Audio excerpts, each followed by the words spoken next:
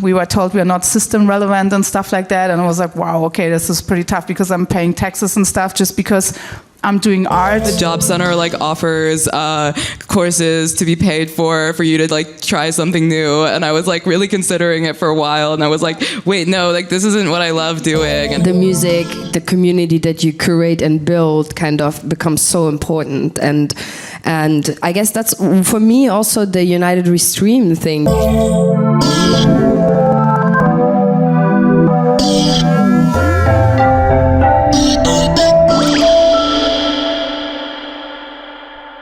Welcome everyone to this Pop-Kultur 2021 talk called Let's Talk About Club Culture and How the Force Break affected us. My name is Lu. I'm a campaign strategist with Change.org. I am a board member of the Club Commission taking care of awareness and diversity, and I'm a promoter in the collective Brennpunkt. And to my left, I have a bit of a left-right problem. To my left is Lolsnake, better known as Lolsnake, but her name is Danielle Rahal. And you're also producing, right, and create all sorts of other things that we might hear about in a bit. And to your left is DJ Cinthie, also a producer, DJ, a record label owner, and record store owner. Sorry, and then last but not least, we have Maureen Mo Mutheu, better known as Mo, also a promoter in Berlin with Higher Ground, Songeversations, and. Yeah. How's everyone feeling? How are we right now? Good. Yeah, pretty well. Nice to be here at Pop Culture. Yeah. Yeah. Well, good. I can only echo that sentiment. Yeah. Yeah. I was thinking about this topic, and I mean, given that we're still in this so-called force break in the pandemic. Maybe let's do a little reflection of how it was in the beginning, like the very beginning of the pandemic, and also with having this like view back. How do you see yourself in that time frame? Maybe? Yeah, hi. So I'll just give a little quick background of what I did and like what I do. I work as a DJ and also a party promoter and organizer of events. I was under the name Weeeirdos, and I still am, but like I was before COVID doing a lot of like concerts, a lot of parties, like with very diverse lineups, mostly focusing on like local underground artists in the city. So the budgets weren't so big, and like the focus was really just providing a platform for these artists to sort of be seen and then also to grow with us. And so, you know, that really had a pause during COVID, and even the summer last year, I found it quite difficult to really like host good events with our limited budgets and like limited capacities. So there was definitely parties happening, but there wasn't necessarily the concerts because they just don't generate as much income for like such a small capacity in such a small amount of time. So that was really disappointing, and that was like very much like something that was really affected during the actual like pandemic times. I was just like focused on how to like sort of personally be like occupied. Like I was trying to be as generous as possible with like my work, and like just like showing people in my community like, hey, so I'm up to stuff, like look at what I'm doing, like maybe being like a source of inspiration or just motivating. I was working a lot with textiles also, and like made a lot of like, you know, like clothing and like shirts and like prints and whatever, and like playing like random Zoom parties, which actually gave me a lot of joy. I enjoyed those two actually, quite a bit. Maybe too much in a small but significant phase. They were actually surprisingly really fun. Yeah. Like getting dressed up in your house and like dancing with your roommate and like just like playing sick tunes to people, like dancing around. Like some guy was like in like a warehouse, like I don't know, looked like Amazon warehouse in his headphones, just kind of like doing his thing, like jamming out to like the podcast. Yeah, it was cute. It was cute. Amazing.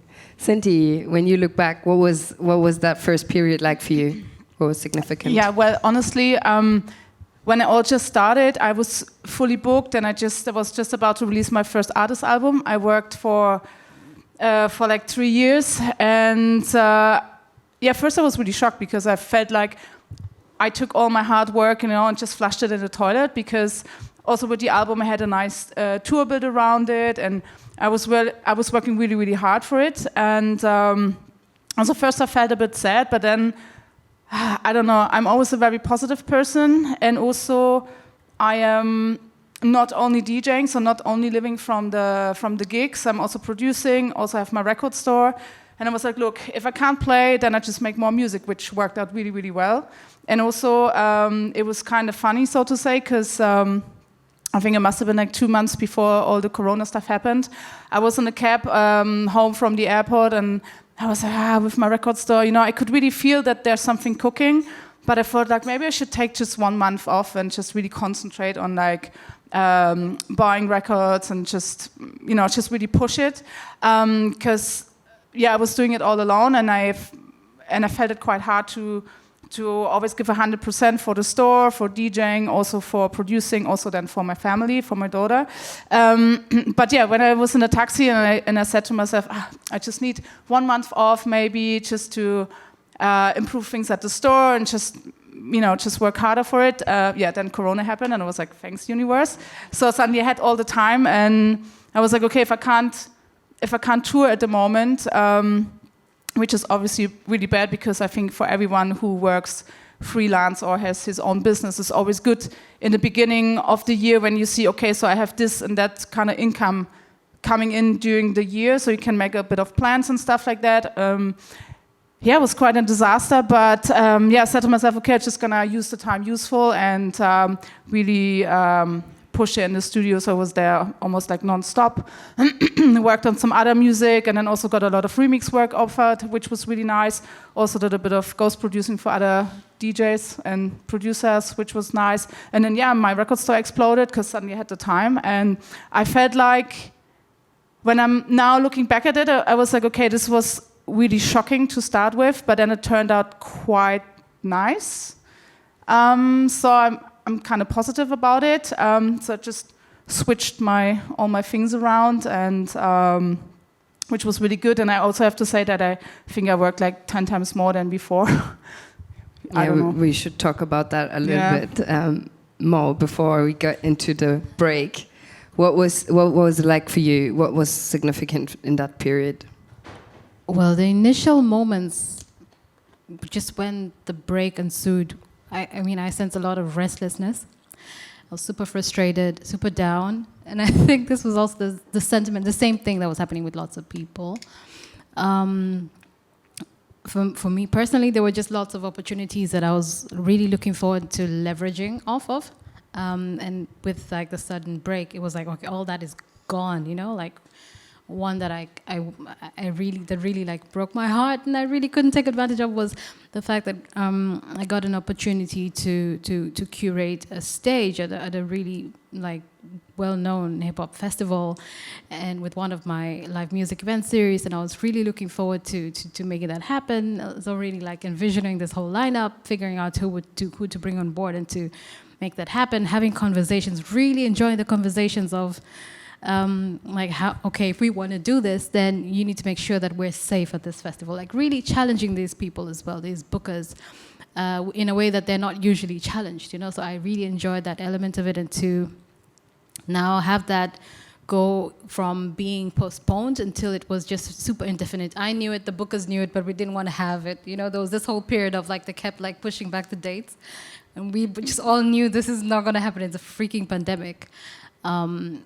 I think what I most remember from those initial moments was I just felt like everything is gone, you know? And then I suddenly got the opportunity to also get involved with United We Stream. I got to produce a couple of live streams, which for the events that I do, we're not usually exposed to this amount of exposure, you know, like we had like one live stream which reached like over 100,000 people. And for us, it was like insane that this was happening. And it was also like, we could only thank the pandemic for this opportunity, which is like bittersweet. And I'm really thankful that I got to be productive during that time and get involved and get on board, even with the team, and work behind the scenes after my productions were done. And in a way, I'm just thankful that opportunity was there. But yeah, I look back now and it's like, yeah, we made it, kind of, you know? We're still in the way, kind of trying to get out still of this. In between, not still in between. Sure. Pop-Kultur, reflecting on this, you know? I mean, it's really nice that we have a small audience in here. It's actually really nice to be in a room with people again. And obviously, I know there's parties again. We're curating. We're currently in the conversation also with the Senate to open indoor spaces and so on. I mean, that's going to be an interesting one as well. But as we're still kind of in the introduction phase, and the title was how the forced break affected us, and from what I hear from the three of you, including myself, like I haven't had rest at all. One was United We Stream, which I was also heavily involved, which I felt like was a great way of getting your mind off being too sad about, or to self-pity yourself too much for lost opportunities, right? But then it kind of continued, because we were constantly in this, it might open, it might not open, it's open in certain ways, it's not. And then there was this open air phase that you mentioned earlier, that you felt pressured to do something, but then also not, maybe because it was too small of capacity. Was that it, or? No, not necessarily pressured, but more just changed like how I did events like last year. And like I would have definitely like had more concerts, for example, like if like smaller capacity like venues were open and like were like sort of available to us like at the time. But like we just like, it was more just like, oh yeah, like these venues that are open, that are able to operate, are like mostly looking for parties and like just like for like a few hours, and not necessarily live music. Okay, sorry, I misunderstood that.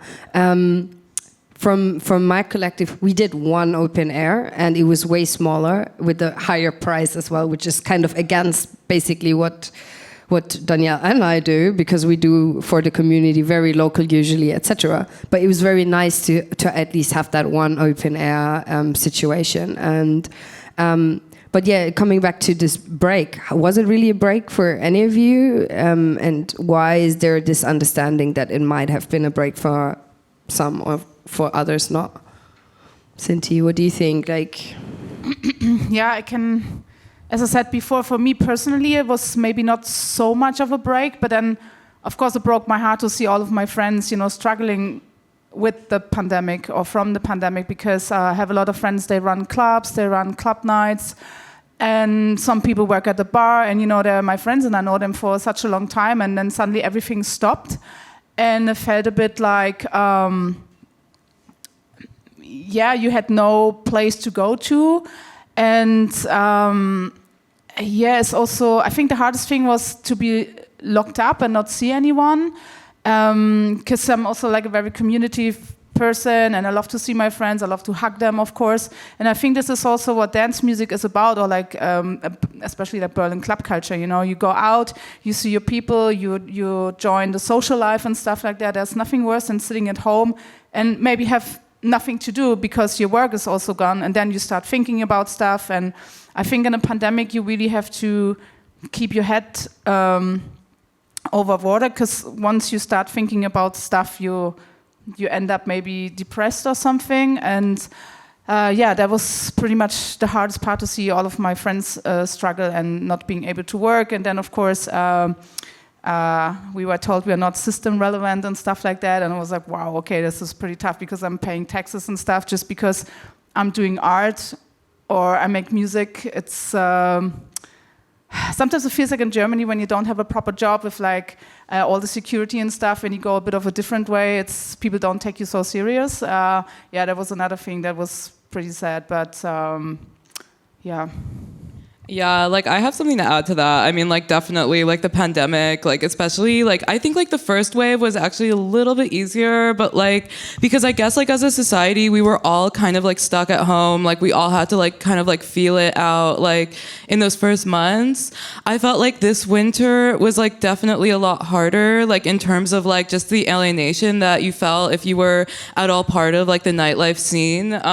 Like because I personally like I had a lot of like friends that were like obviously like going back to work. Even my friends in the fashion industry were going into shoots with like rooms full of like tons of people, and like they were able to sort of operate with tests and like relatively like obviously with some restrictions, but they were still allowed to work. And so like football players as well. Yeah, exactly, football players. And like so important. And I just felt like it was more how like society really values nightlife and like club culture and the arts in general. And so that was like kind of a tough pill to swallow, because on paper like it really feels like like Germany like recognizes like us as like high culture and like relevant, like, but then in reality like how it pans out isn't necessarily reflecting that at all. And it was a bit like we were told, like, just look for another job. It's like, well, I could go back to my software developer job, but I have like so many friends that like were just like, oh yeah, the job center like offers courses to be paid for you to like try something new. And I was like really considering it for a while, and I was like, wait, no, like this isn't what I love doing. And it was already a sacrifice to do that, like even before Corona, and I wasn't really looking for just a way out. I was more just like looking for how to make the situation a place where we can still be sharing and still like actually like not necessarily profit off of it, but like actually just like having like some sort of like way to sustain ourselves.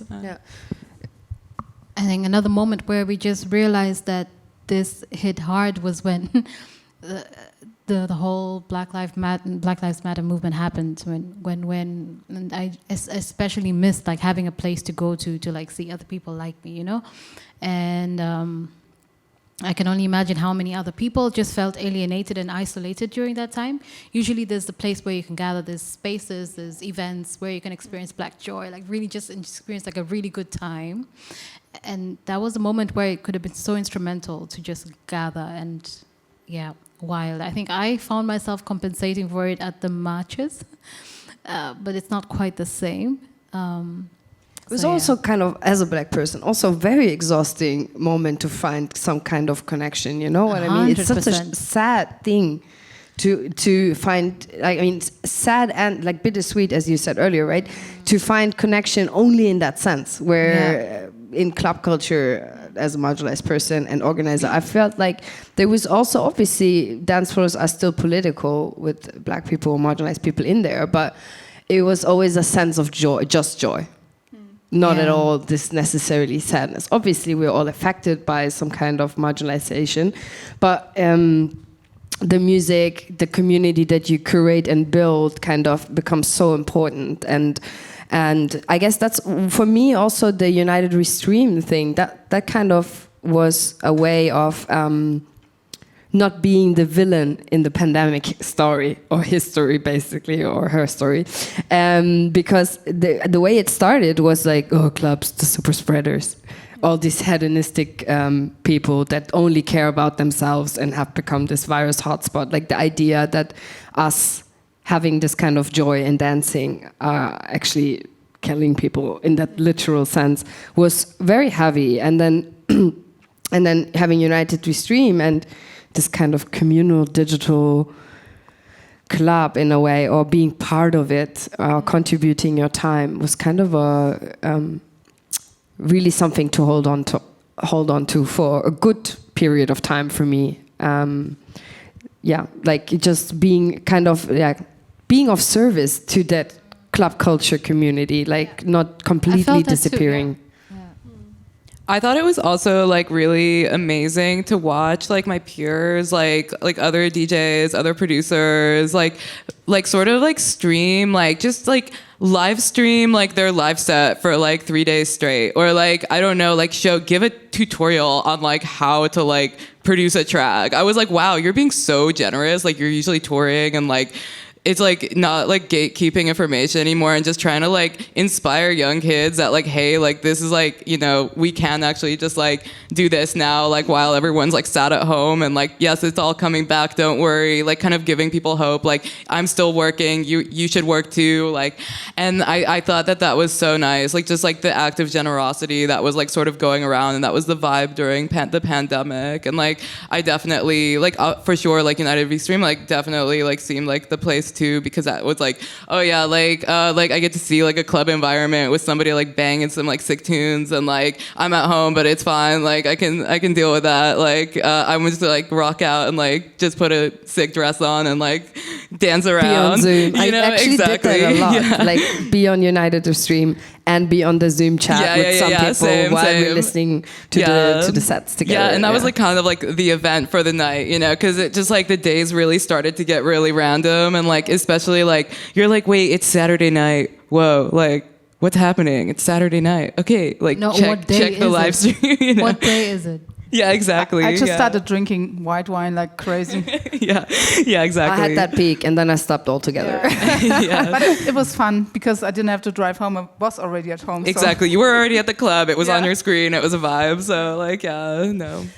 What was just mentioned, I feel like is a very important aspect that I think is still informing maybe also our future, is the collaboration aspect and this gatekeeping situation. Because I feel like there, in certain ways, a lot of barriers have been broken down by the pandemic, including, for example, one is obviously sharing online just knowledge, like how to produce, how to do things in general. Yeah, like demystifies the whole thing, in my opinion, especially for people that are like, I don't know, like young teenagers that like maybe like have an interest in like, I don't know, like club culture and like don't necessarily know how to access it, and these people look like giants, you know. And it's like, okay, well actually here's how we do it, here's how it's done, you know, like the trick is, you know. And then the other aspect is like collaborating, right? Like I feel like there's more conversation also in the scene in Berlin that I didn't experience before that much, that people will actually see, hey, where's synergies, how can we actually work together?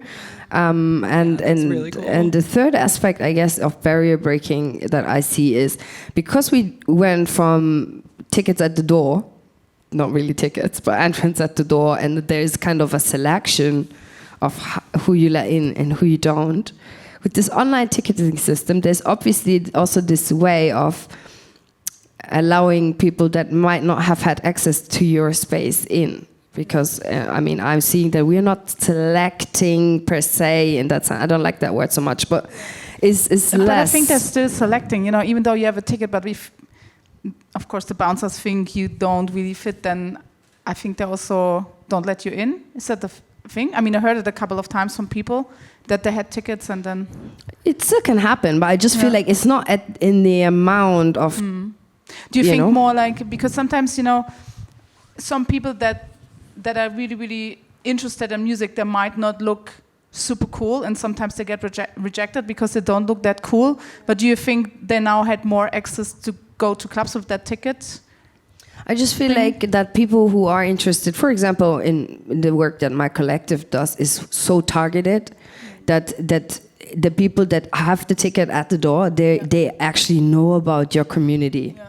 You know, before you might have had a bigger crowd, but they would hear about it so last minute that they wouldn't even, you know, like now with these limited tickets, let's say we have 100 tickets released for a small event. It's basically, it's all people that we kind of know in a way. And then, you know, like, I don't know. I mean, like personally, like I have something to say about that like isn't necessarily for it right now, just because like, I mean, like just seeing how like the summer has kind of panned out here, like, I mean, totally, you're absolutely right. It kind of like makes it more democratic for sure. But I will say that it's also like sort of neglecting the fact that tickets and like because of the limited capacity, ticket prices have gone up so much, like compared to what we were used to in Berlin. Like we used to pay like maybe like maximum like 10 for like an off location party and 15 for the club. But now every single event that is being hosted is maybe 15 euros plus, which actually limits people, like people from like lower like socioeconomic class, like status, like they can't access these events. And those, I think for those people, like they're like the most important spaces because it's a place to like sort of get rid of like this sort of idea of like, oh, like I'm like, I don't have enough money. I come from like a weird background. Like everything's kind of fucked up. I want to go and like shed those like layers and like go party. But like because of these limited capacities, like those people aren't necessarily able to access. There's no guest list. There's no opportunities. You have to make up money as a promoter for sure. So you can't really offer so much.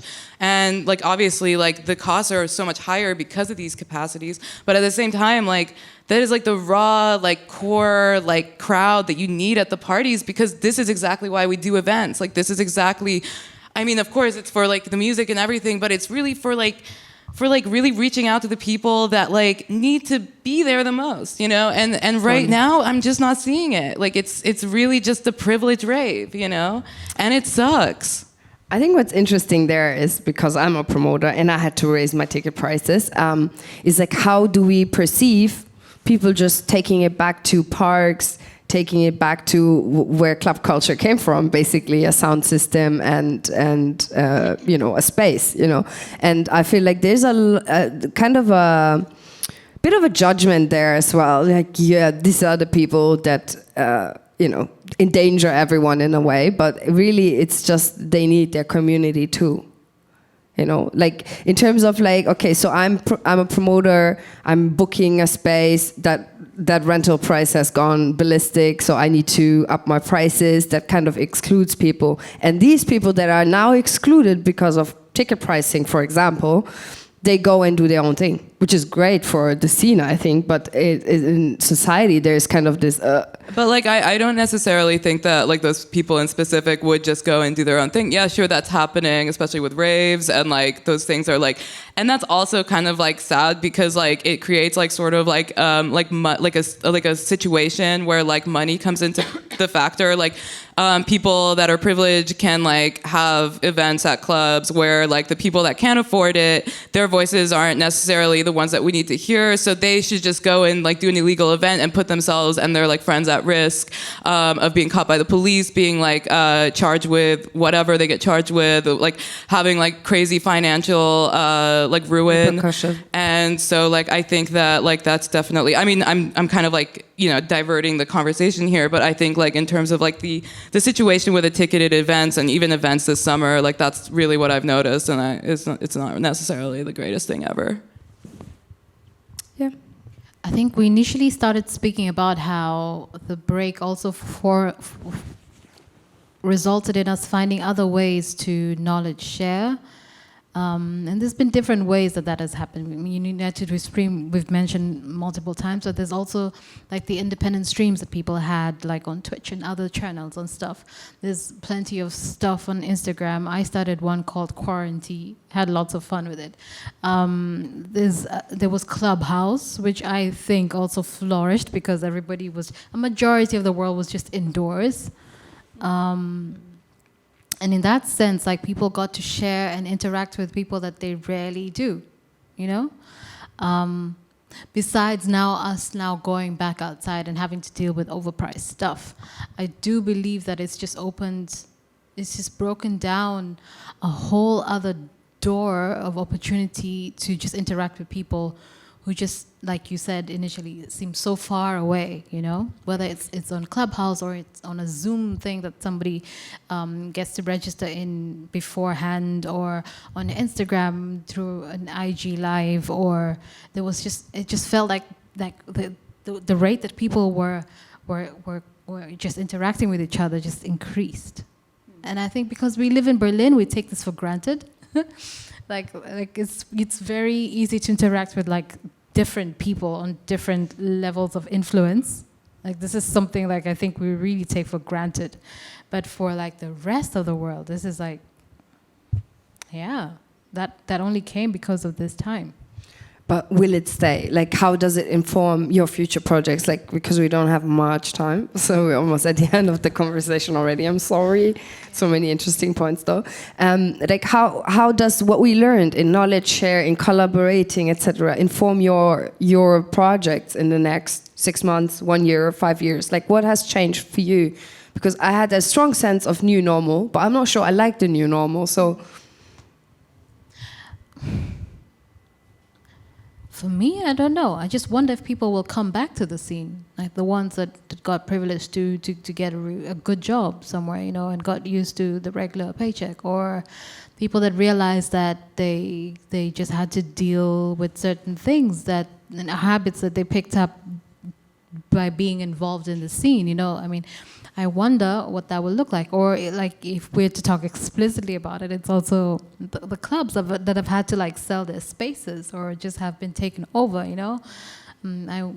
What kind of space are we going to come back to? Are we able to, I mean, Berlin is resilient like that. I think we will.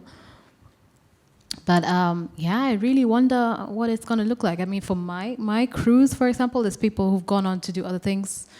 Somebody decided to start a career of her own, a music career. Like, this was a time where she just really had her head down and decided now or never, and it's flourishing, you know.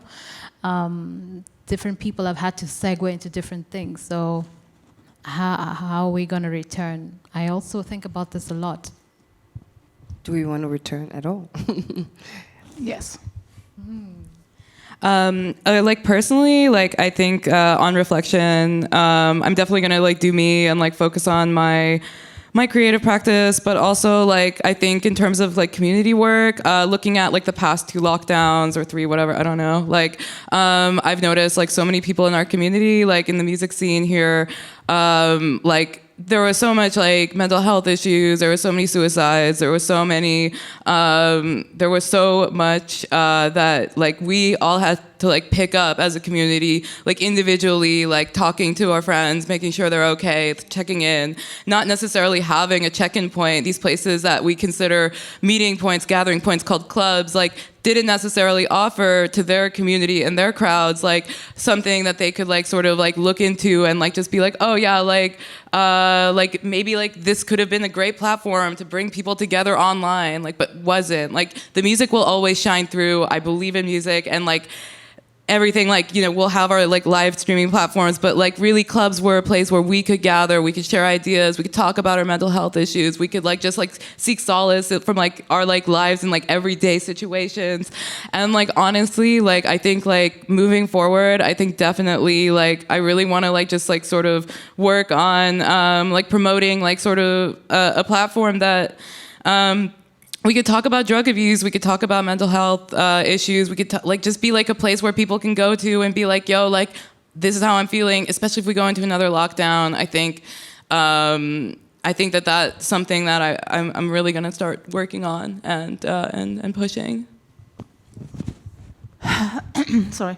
Yeah, I think I also just continue making music. I think that has been the best for me during the pandemic, and also I had a feeling with the record shop. It got also, or became like a meeting point where people from the scene were meeting, and had a lot of people there really talking about you know, the lockdown and stuff like that. And this was, instead of clubs, they came to the store to listen to music, and it was good to interact with them. I think that's maybe gonna concentrate on that also a little bit more, because I think it's a good meeting point and place. And otherwise, I think everything's gonna come back like even bigger and better, I think, because when was the Spanish flu? It was 100 years ago, I think. And I think when that disappeared, like the swinging 20s started, when everyone was just going crazy. So I'm hoping it's coming back. The roaring 20s. So let's see. Yeah, I mean, I see it when I play in England and stuff. I played at a festival of 20,000 people. So, and it was like, okay, wow, cool. Yeah, so let's see. Amazing. Mo, I want to believe we're going to have these spaces where we can gather again. I think I'd started to believe the lie that people would have it hard coming out to parties and to events and stuff, because I was also noticing the same in myself. But it's essential, it's necessary that we have places where you can go see people, form friendships, collaborate, partner with people, Experiment. It's like joining. It's also like joining the social life. You know, rejoining the social. There's nothing worse than sitting alone at home because, as I said before, you start doubting everything. You start to think about stuff, and you just need to get out and meet other people. I think it also leaves you with a lot of time to think about yourself, which is good in many ways, but also maybe not so good after all, because a very needed reflection is always good. For just to bring it down to that one sentence, I guess. So I'm excited to continue these solidarity conversations that have started during the pandemic and led to collaborations. I think we need them kind of to move forward, because another realization really was that you only have so much control over life, right? You can plan out everything, but in the end, you kind of take it day by day and have to stay on your toes and be flexible. Yes, I think with that, we say this is it about club culture and the forced break. And thank you for being here with us tonight. And talk soon. Thank you very much. Thanks for having me.